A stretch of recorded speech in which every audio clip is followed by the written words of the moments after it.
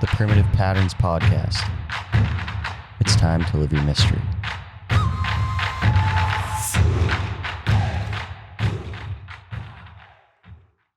There we go. All right, here we are. All right, another episode, Primitive Patterns Podcast. Today we got Martin McPhilimey joining us. Thanks, Martin, for taking the time. And I'll just have you introduce yourself. And I wanted you to actually talk a little bit about your story of how you got into doing what you're currently doing, because I feel a lot of people will find inspiration in that, as I did. And it's just a really cool way to introduce who you are. Yeah, sure. I mean, there's a lot of different angles you can take, but I guess we're coming from the background of me being a respiratory scientist or respiratory and sleep scientist. I got back into, you could say, the breathing science space in 2009. So probably, out of a lot of people, one of the earliest people to be in, given that the fact that breath work's quite a new thing. I got into it just purely by interest of my diaphragm was stronger than anyone else in my workshop at university. And I was very curious to why. And I got into doing research in that area. So looking at how can we improve diaphragmatic strength in athletes using inspiration muscle training. That was a part of my research project when I did a master's in exercise physiology. And then I became a clinical scientist. So I trained as a respiratory and sleep scientist in the NHS in the UK. And that led to a 10-year career as a respiratory and sleep scientist and just working with people over and over again with breathing issues, sleep issues. And if I'm honest with you, most people had anxiety and stress issues. And they weren't going anywhere other than, you can see a psychologist for this, but obviously there's a stigma around seeing psychologists, particularly in 40, 50, 60-year-old people who are the old mindset of therapy and psychology is, you do that if you've got like a mental health problem and you're a bit crazy. So people weren't doing it. They weren't going anywhere. Yeah. So I started Performance Through Health, which was my own company, which is essentially putting physiology first, sleep, nervous system and breathing as a center of trying to learn how to downregulate, how to calm, to allow people to, reduce stress, but to perform long term. It was more about longevity. But my own personal journey into actual breath work came from me when I moved from the UK. So I'm an English guy, but I live in Australia. I moved to Australia on my own, across the other side of the world, didn't know anyone in Perth. Landed, 26-year-old guy, single, other side of the world, just kind of got the career that he wanted and was finding life pretty easy and didn't really have another vision. So it became just partying, sex, drugs, rock and roll for about 6-7 months in Australia. And that led to a lot of issues with toxic relationships, spending money on the wrong things and losing a lot of money on cars, getting sick myself, being injured, and eventually anxiety and depression. And I knew that the only way I could get out of anxiety and depression was to be able to get fit again, to be able to exercise, because it's a thing that's always moved me through exercise and sports. And I had hip issues. So I started, did you ever come across ROMWOD, range of motion workout daily? Yep. Yeah. So I started doing that in 2017. And obviously that's like a yin yoga essentially. And they integrated box breathing into it. And I realized how challenging it was to slow your breathing down in long poses when you're stressed, when you're anxious. Yeah, it's just almost impossible. So that made me realize that I was anxious. I was very unaware that I was an anxious individual. I was always very extroverted. And I probably spent about a year going internal, doing yoga, doing breath work, exploring with psychedelics in my own bedroom and things like that, and really looking into consciousness, looking into psychology. And I guess I could say I was a bit embarrassed to go and see a psychologist myself. I spoke to a therapist and I was like, I think I can figure this out myself, and just then studied psychology and kind of worked my way through it with support and integration from breathwork and psychedelics. So I guess that's me introducing both my professional, but also you could say that how I got into the breathwork space myself as well. Yeah. I just know when I first heard your story, I got a lot out of it because I could resonate on a lot of things and just the way that you worked through stuff. One point I wanted to touch on there and just have you go a little bit deeper on is When you say you focus on physiology first, like what are kind of the foundations of physiology that you want people to get in place in order to better deal with being anxious or being burnt out or being depressed? Like what's kind of your ladder of how you progress people upwards into a state of health?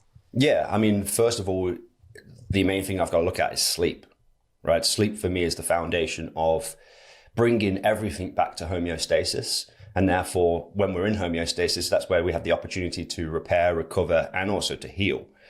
So if we're not sleeping well, practically and objectively, just our nervous system's going to be dysregulated. And if our nervous system's just dysregulated, we're not going to breathe appropriately. And if we don't breathe appropriately, we're going to lack interoceptive awareness, we're going to lack self-awareness, and therefore we actually don't know when we're pushing too much or whether we need to rest. So for me, the systematic process is sleep first.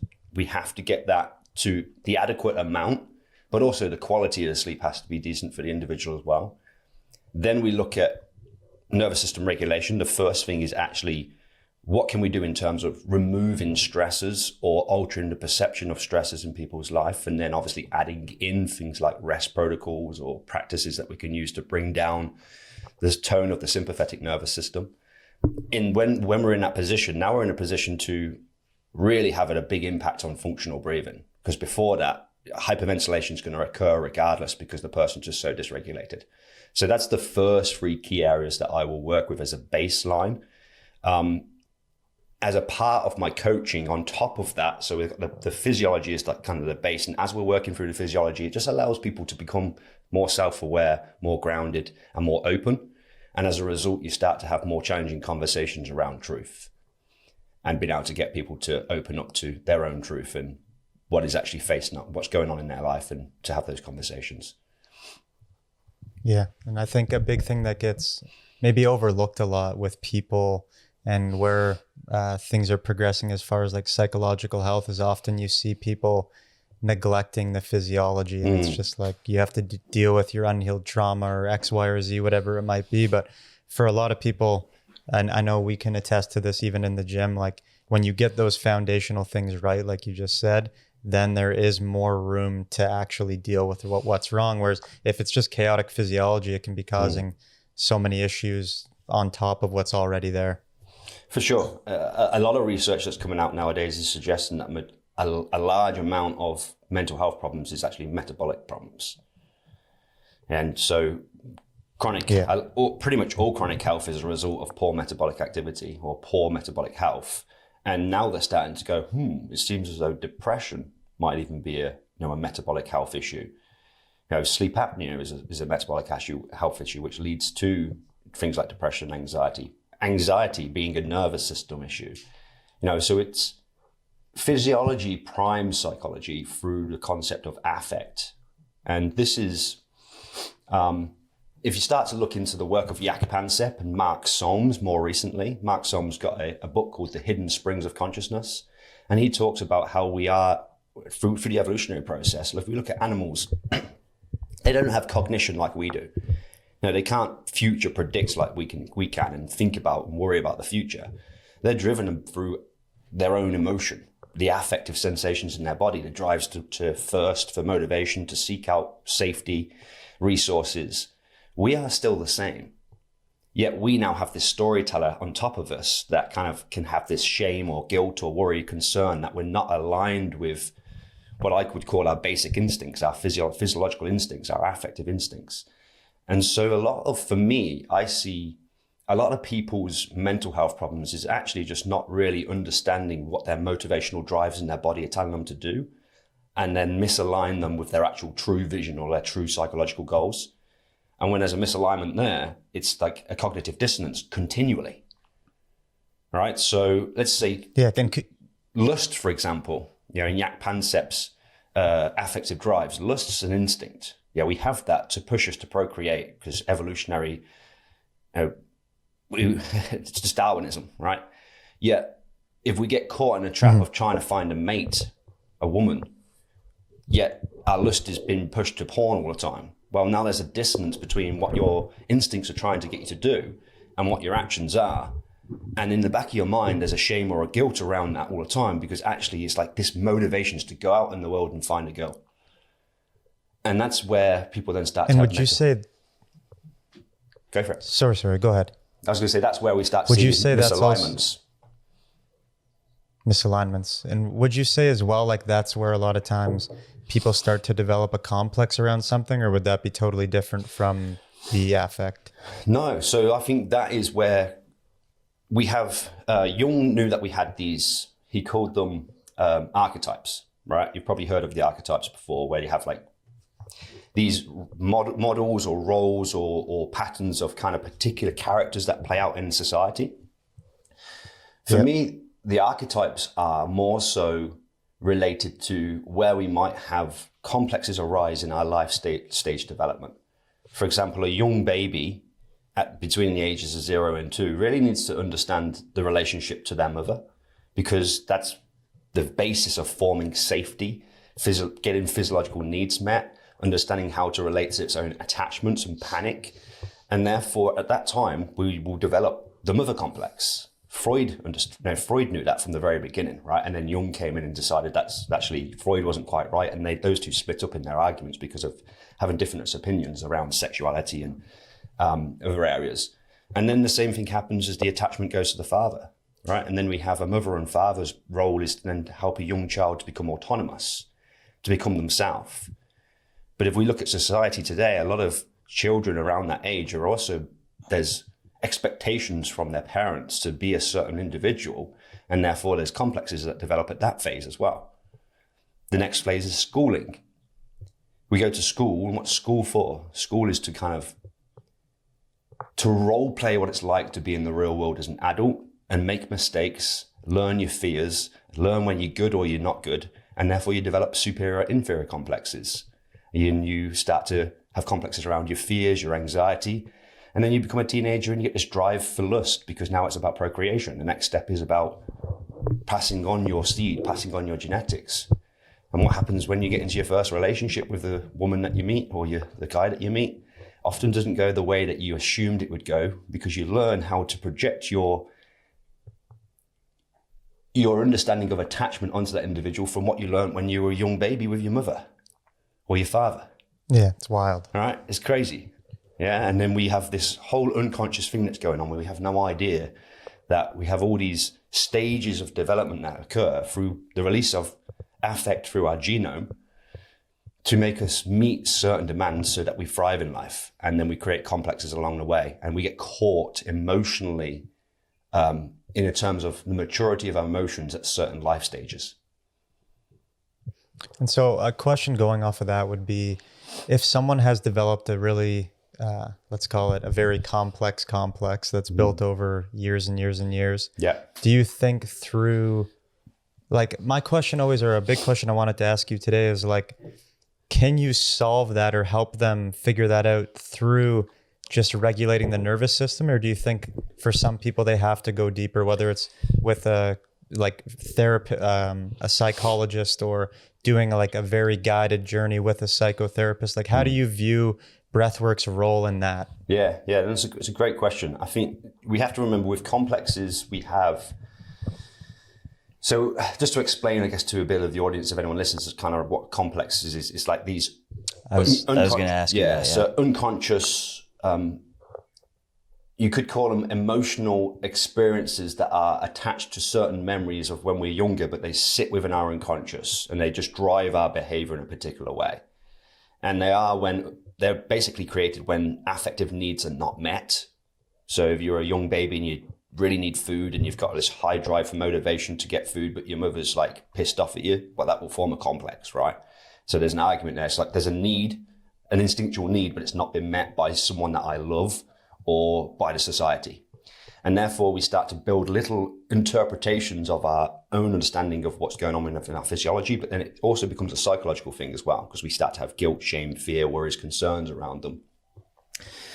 They can be surface level and kind of like within your conscious awareness, and you know that you have a particular issue with a particular thing. That's the concept of being triggered by something. If you know your triggers, they're almost aware, but you might not have processed them. So you could say they're ego attached, but not ego aligned. Then we have deep-rooted complexes that we are just completely unaware of, but they still drive us and they still drive behavior. Most people can kind of work through the ego-attached complexes because they're aware of them. Therefore, they can have a conversation with their therapist about them, or they can work with a coach or a psychologist, and they can work through them. However, to get to the deep-rooted ones, you really need to be under an altered state of consciousness, i.e. hypnosis or something like conscious connected breathing, where it will potentially put you into a state where your mind or your physiology, or you could even say, the whole state that your body's in is more likely to allow you to access those. And so, sorry, I was going to ask, like those deep-rooted subconscious complexes, those usually arise from, would it be like a trauma that was so deep or so heavy that your body, your physiology is now not allowing you to remember consciously, and now you're saying you have to delve into something deeper like conscious connected breathing or other journeys to actually be able to access that and work through it? Yeah, so there was essentially what happens is there's a traumatic incident, or there's just, let's say, a state of learning that is too overwhelming for the individual's nervous system, and therefore could potentially fracture their ego and their identity. The ego is very smart, and it literally takes an imprint of that genetically, and it plants it through our genetics and through our metabolic system, and it lines it into our neurons, but it's kind of state bound, or it's not within conscious awareness to protect our ego function. So we don't get neurotic. So we don't have like a psycho breakdown, right? Some people might. And it puts it into the unconscious through dissociation. That's what the mechanism is. It's basically someone would dissociate, and therefore it goes kind of into the unconscious mind. It's when, yes, it's too overwhelming for the nervous system. And as you'll know, in my course, it seems as though pH plays a role in this as well.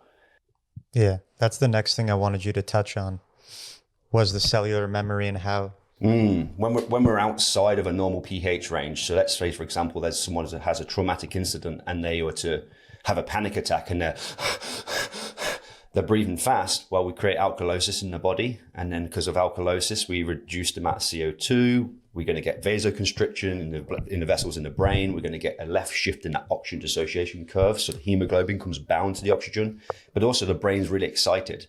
So we get a lot of brain energy being used, but not a lot of oxygen being delivered. So now we have production of energy in the brain by anaerobic means. And a byproduct of anaerobic respiration is the creation of lactate. And our brain actually likes lactate as a fuel when it wants to create memories and when it wants to create conditioning. So what we then have is we have a state-dependent memory learning, where an individual has learned a traumatic incident under a particular physiological state, a pH range where they're alkalotic and we're producing lactate, which then is going to create the memories and the behaviors and the things that they learn. They can actually create it so it's state-bound, meaning that the individual, when they're not in that state, i.e. they're not in that pH range or they're not in a level of high arousal, the likeliness that they're going to be able to recall that memory or just remember it in general is very, very low. So therefore, when we go into conscious connected breathing, what do? Is we go into those states. So because we're in those states, we're more likely to be able to recall complexes that were produced in those states. Yeah, and I've been to conscious connected breath circles many times, and I've had great facilitators and I've had facilitators that were not so great. But I think one thing that is so critical for the general population to know if you're going to these things is like that proposed mechanism of memories can be stored at a cellular level through pH changes, and you can access them just through altering the breathing rhythm. Because sometimes you go and it's so woo-woo as to how these things are coming up, when in reality it could just be that state-dependent memory that's now coming up because you've just shifted your breathing. And I think that's critical for people to know before they go to a conscious connected breath circle. Right. And then like another question that I would have on top of that is, when you take part in conscious connected breathing, you're in one of these ceremonies and you get your pH range back to where it was during that, say, traumatic event. You see that in like people that suffer from PTSD too, right? Like their pH level changes, and it might just be a loud noise that's not actually associated with what caused the trauma, but their pH changes, and then bang, they have that experience. If you kind of fall back into that during a conscious connected breathwork ceremony, how as a facilitator are you able to help people like work through that without it just being like overwhelming and scary because you're now back in that state? Exactly. Well, that's where, for me, it's actually about, I'm not a massive fan of having large groups of people without really knowing a bit about their background. So I personally, if I do this sort of work and I want to do more of this deep transformational work, it's actually with individuals that I've already been on a bit of a journey with. I've built some grounding, I've improved their nervous system. They've built some resilience, they've understood sensations in their body, and kind of these intentions have already naturally started to arise, and I've started to figure the person out, and there's been a trust and a rapport been developed over a period of time. And then we can access and do the deeper inner work, and the person can get a real benefit from doing that, because they can go into it knowing they're safe. They know that they can get back out of it, but also they have someone that's trusting and they feel safe. So safety is the first thing that we need to create. Being that when we might recall these incidents and memories, they don't typically come up as an image straight away. It's usually an affective state, and then a person then will attach a story to it at the end. But if the person doesn't feel safe, then what happens is that the new somatosensory experience is then reprogrammed. That's what happens. So if the person doesn't feel safe in that environment, then we're just going to re-traumatize them. Yeah. Right. So the person who does feel safe can then shift their somatosensory perception of the emotion based on a new environment, which is now a safe environment.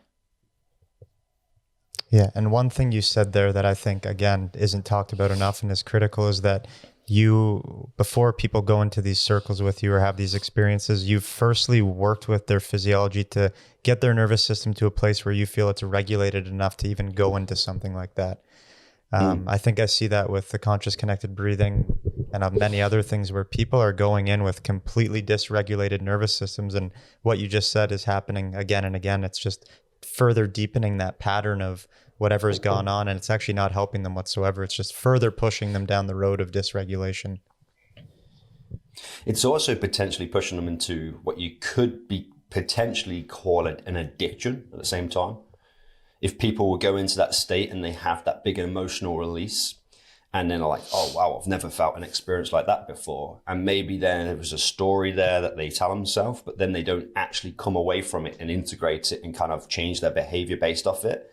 Then what they're actually doing is they're just creating an egoic attachment to the information and the experience.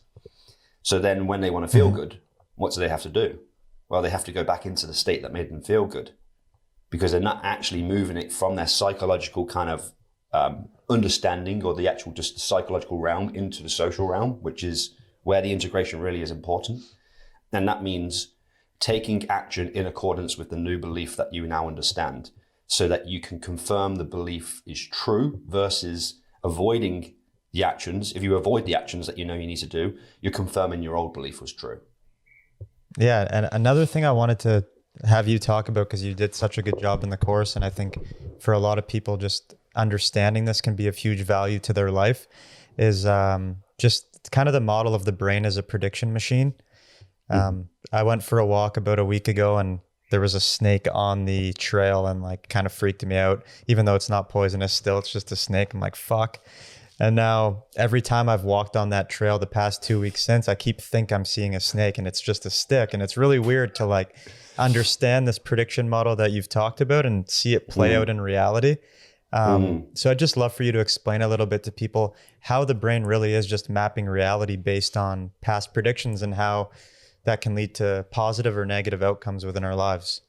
Yeah, so Carl Friston, probably the most cited research scientist in modern day society, has come up with an idea called the free energy principle. And essentially what this principle is a mathematical understanding of how the brain will make predictions based off prior experience to create and formulate perception.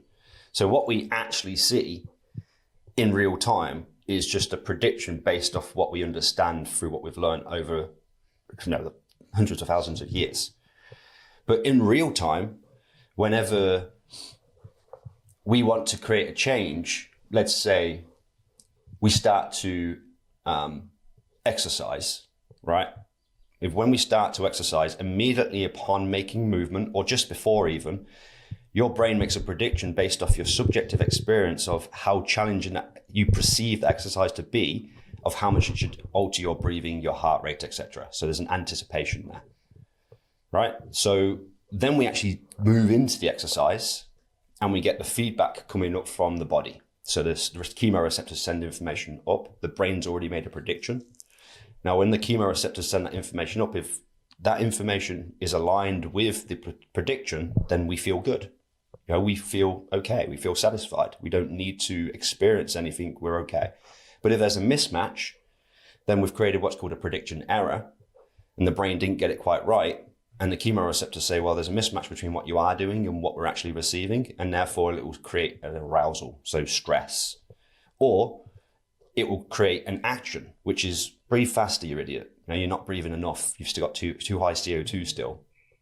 Or if you don't breathe fast enough, we're going to generate air hunger. So that's one example in the breathing space of how the prediction makes. But this is then abstracted into how we actually see the world as well. You walk down a path, you've walked down that path many times before, and you've never seen a snake, right? But walking down that path, your brain is just predicting safety the whole time. But the one time that you do see a snake, well, you made a prediction error. You didn't expect that to be there. There was an unexpected need. So your brain goes, right, we need to learn about this very fast, because that actually, even though it's not poisonous, intrinsically there's a threat because I didn't expect to see a snake. So it updates this little model of the world. And that model of the world is how you perceive that environment. So now when you go into that environment, actually there's a unconscious expectation there might be another snake there. So therefore your brain is seeking out snakes.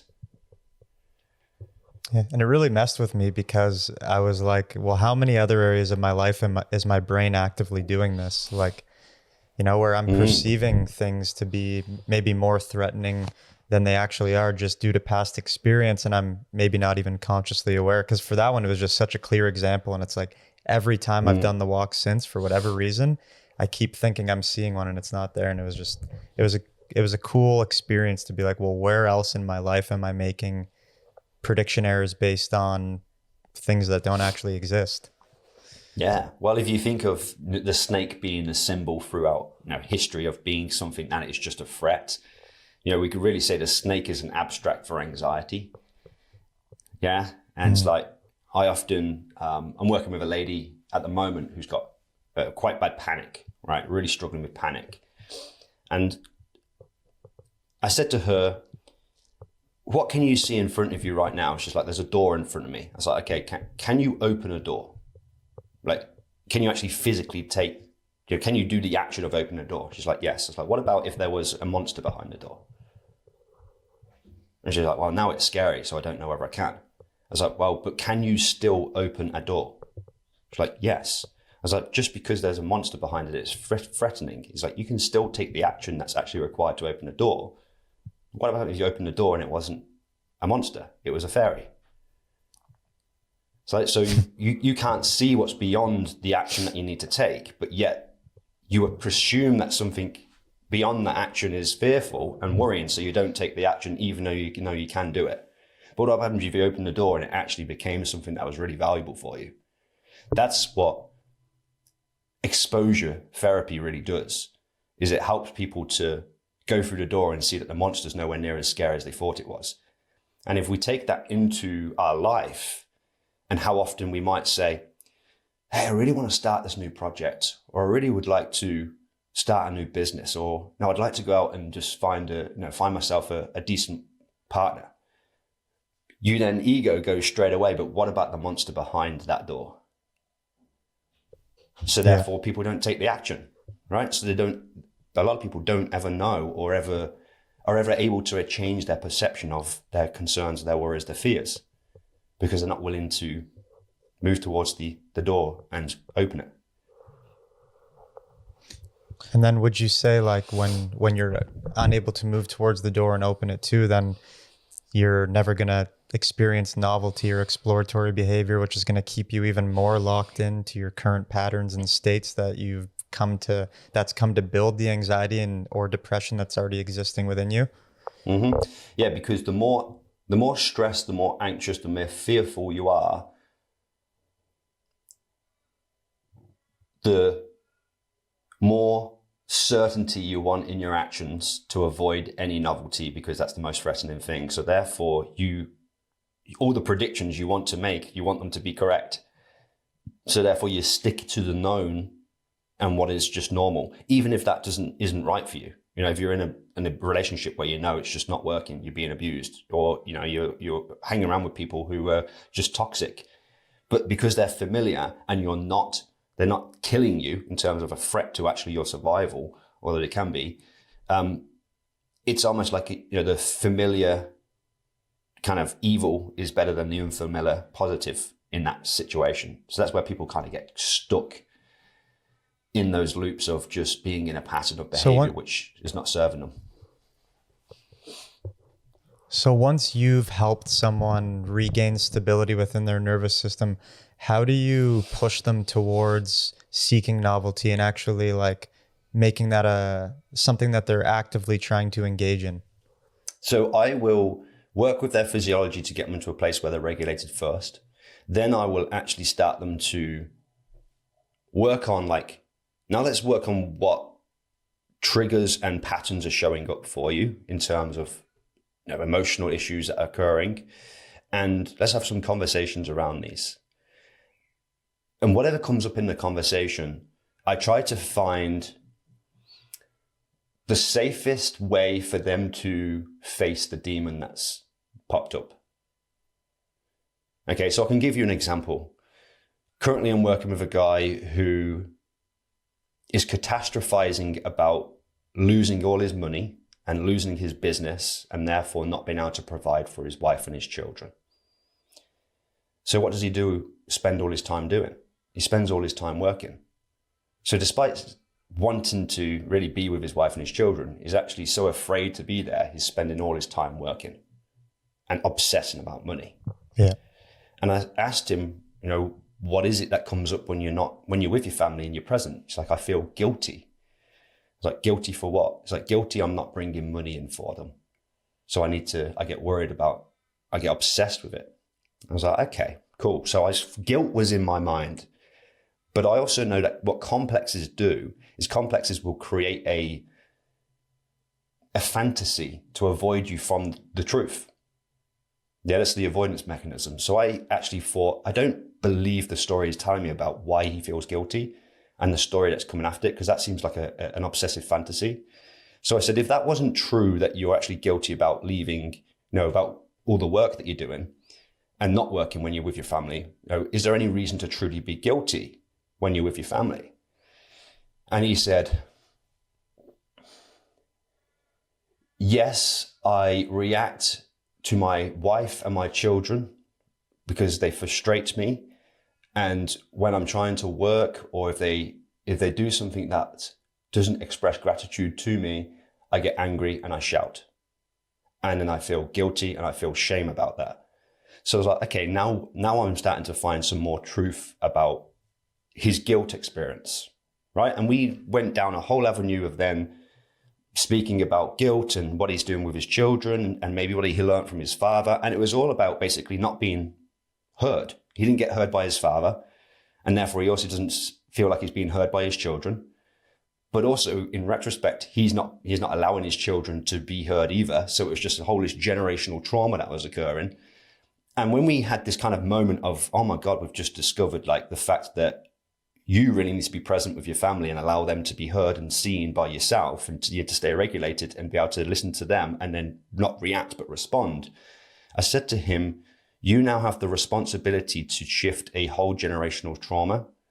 And the action that you need to take is you need to sit down with your wife and you need to sit down with your children and you need to explain what you've understood today from our conversation. And you need to explain and ask that you want support from them to help manage through this. And that you're going to do your best. That's beautiful. Not to react. Yeah. So I'm like, what am I doing? I'm creating connection. Speak to your wife about this. Speak to your children. Be open. Listen to what they have to say. Listen to their criticism. Ask them what value do you bring other than just money. So that was the direct face the monster, take the action, but it's safe because it's your family and it's going to help you connect. He'd done that, right? And he's like, oh my God, after he did that, it's like the weight off my shoulders now for feeling this responsibility. And guess what he said to me? This is where it got really, really interesting for me.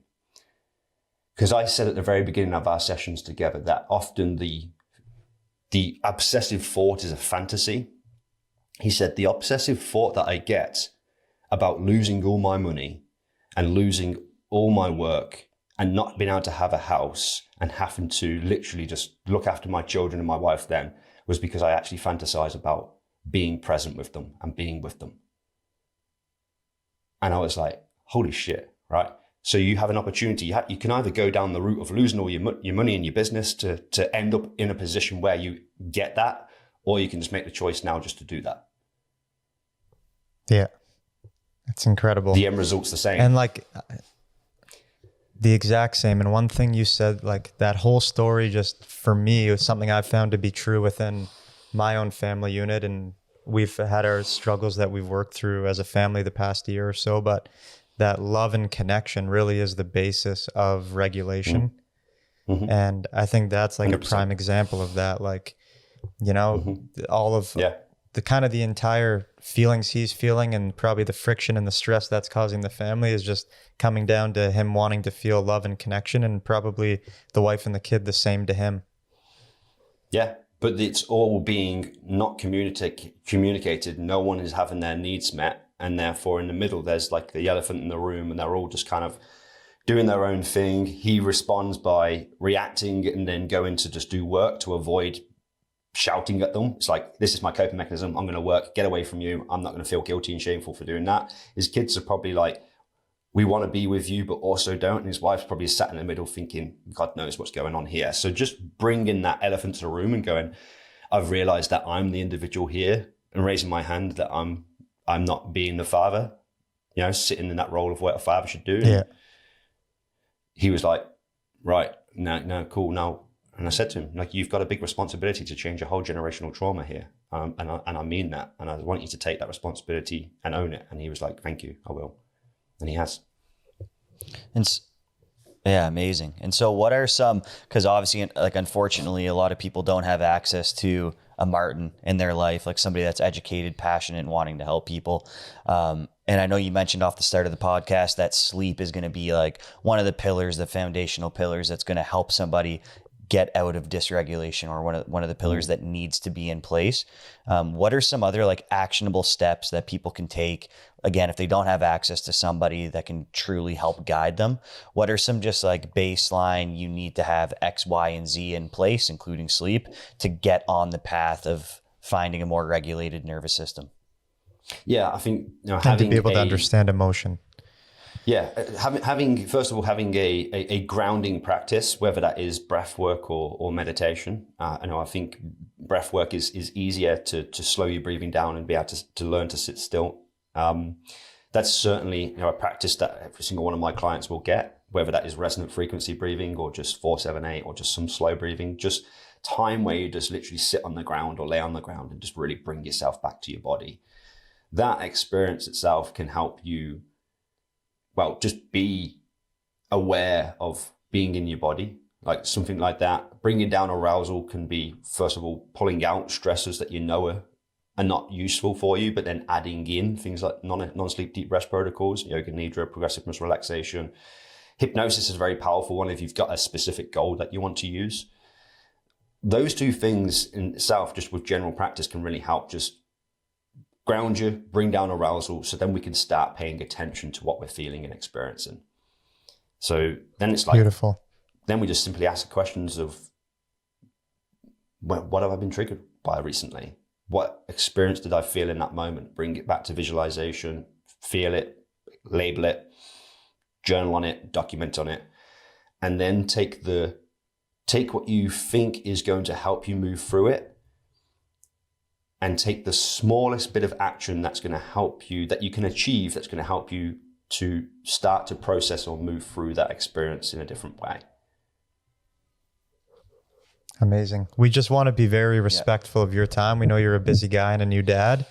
So we're at about the 45-minute mark now, and just thank you so much. That was amazing. And just could you point people that listen, we're going to throw this up on all of our socials, where they can find you and resources you have, and kind of anywhere you want to point the general public or someone looking to be a coach. Yeah, sure. So first of all, my Instagram, Performance Through Health, is I guess you could say the main place where I am active. And then if people wanted to learn these skills and the tools that I teach, then it's www.breathscience.com.au, and there's the breath science certification that people can do. And I know you've done it and you rave about it, so there we go. Yeah, it's unreal. Awesome. Amazing, Martin. Thank you so much for your time. We greatly appreciate it, and hopefully we can do this again soon. Yeah, you're welcome. I love the work that you're both doing. Just one thing before we get off, how is it being a new dad? Incredible. Honestly, I've always envisioned myself being a father. Always worried about whether I had the foundations of like the right amount of money to give them the life that I wanted to give and all this sort of stuff. And it wasn't until I really did the work on myself to become authentic to myself, to ground myself, to know the woman that I wanted to kind of go after and the life that I wanted to go after, that in the last 2 years, I've traveled the world, now 3 years, started my own business, traveled the world, got engaged to the woman who then I got married to, and then now having a baby in that short period. And that's all because I've aligned my goals with my instincts. But the joy and play and love that my little daughter has brought into my life has just been absolutely incredible. We have the most amazing relationship. She just smiles every time and laughs every time that we see each other. Every time I come off a meeting, I go and look at her, and she just gives me the biggest smile in the world. And we just like instantly into this mode of play. And it's such a beautiful experience. It honestly is. It's incredible. Beautiful, brother. Well, I'm very happy for you. And just thanks again for your time. Like I said, we know how busy you are, especially having the newborn. Just super grateful that you came on to talk to us today. It was a great convo. No, you're welcome. Thank you for having me on. The Primitive Patterns Podcast. It's time to live your mystery.